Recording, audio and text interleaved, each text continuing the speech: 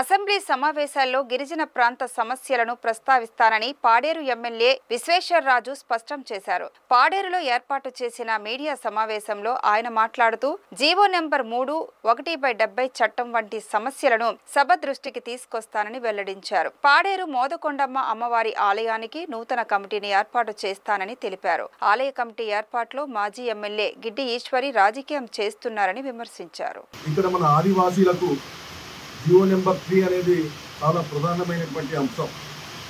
ఎన్నికల సందర్భంగా ఇప్పుడు ప్రస్తుతం ఉన్నటువంటి ముఖ్యమంత్రి చంద్రబాబు నాయుడు గారు అరకువేలి వేదికగా వచ్చే ఆ రోజు సభలో వేలాది మంది గిరిజనుల సాక్షిగా జీవో నెంబర్ 3 పునరుద్ధరిస్తామని చెప్పడం జరిగింది. నేను ఎమ్మెల్యేగా బాధ్యతలు స్వీకరించిన తర్వాత స్థానికంగా ఉన్నటువంటి శ్రీ మోదకొండమ్మ అమ్మవారి ఆలయంలో చైర్మన్గా బాధ్యతలు స్వీకరించిన సంగతి మీ అందరికీ కూడా తెలిసిన విషయం. అయితే ఎవరైతే స్థానికంగా ఆలయ కమిటీ చైర్మన్గా ఉంటారో వాళ్ళే ఖచ్చితంగా తనకు సంబంధించినటువంటి వ్యక్తి ఎవరైతే ఉంటారో వాళ్ళకి ఆలయ కమిటీ ప్రధాన కార్యదర్శిగా కూడా చేసుకోవడం జరుగుతుంది. ఈరోజు కమిటీ కూడా ఏదైతే మండలం స్థానికంగా ఉన్నటువంటి గ్రామ దేవత కాబట్టి ప్రధానంగా గ్రామంలో ఉన్నటువంటి పెద్దలైతే ఎవరైతే ఉన్నారో వాళ్ళందరికీ సంప్రదించి ఆ కమిటీని కూడా వేసుకోవడం జరుగుతుంది.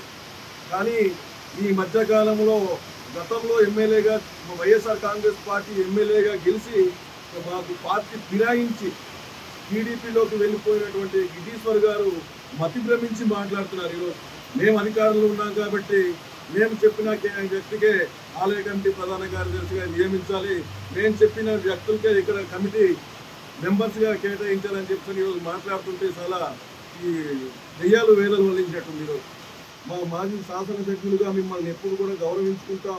దయచేసి ఆ గౌరవాన్ని మీరు ఎప్పుడు కాపాడుకోండి తప్ప దయచేసి ఇలాంటి దిగజారుడు మాటలు కానీ ఇలాంటి దిగజారుడు కార్యక్రమాలు కానీ చేపట్టదని కూడా ఈ సందర్భంగా తెలియజేస్తున్నాను.